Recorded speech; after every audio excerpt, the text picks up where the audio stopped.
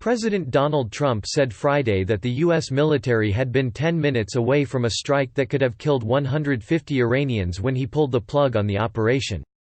Explaining his reasoning, Trump said it was not proportionate to respond to the downing of a U.S. drone by taking human life.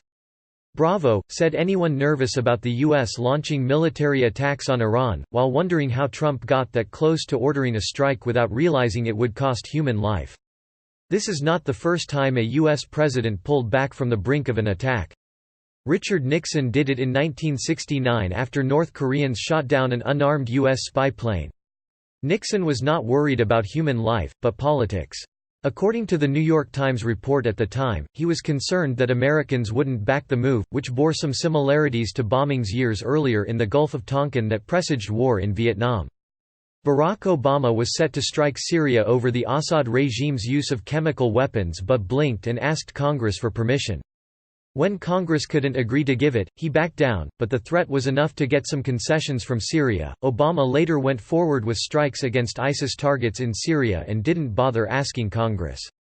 Trump roasted Obama for drawing a red line about chemical weapons and then dithering when it was crossed, but then did basically the same thing, including the dithering, before he ordered his own missile strikes on Syria when it again was suspected of using chemical weapons.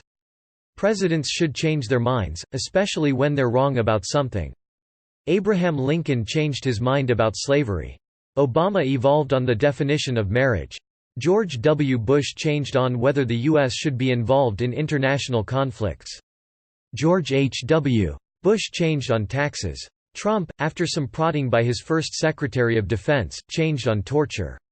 He's also changed on North Korea, where he once threatened war and now wants to work with Kim Jong-un toward denuclearization, even though he hasn't gotten much for the effort so far. But those changes are broad evolutions on policy. Nixon's decision not to strike North Korea and Trump's decision not to strike Iran are more like second guesses. Trump's big moves often fall into a similar pattern. He issues a bold threat and then makes a show of a rational retreat.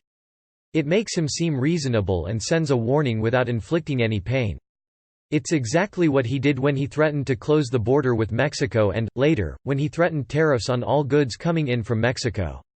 He retreated from both of those positions. Before he decided to go all in on working with Kim, he promised fire and fury. He's teased the idea of military action in Venezuela. In the case of Iran, the threat and retreat just came at the same time.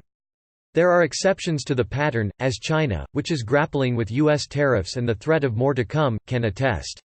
But the world is learning that it's certainly worth waiting after Trump makes a threat to see if he follows through. There's a good chance he'll dial it back. Thanks for listening to Bit News. Subscribe for more content. Audio Jungle.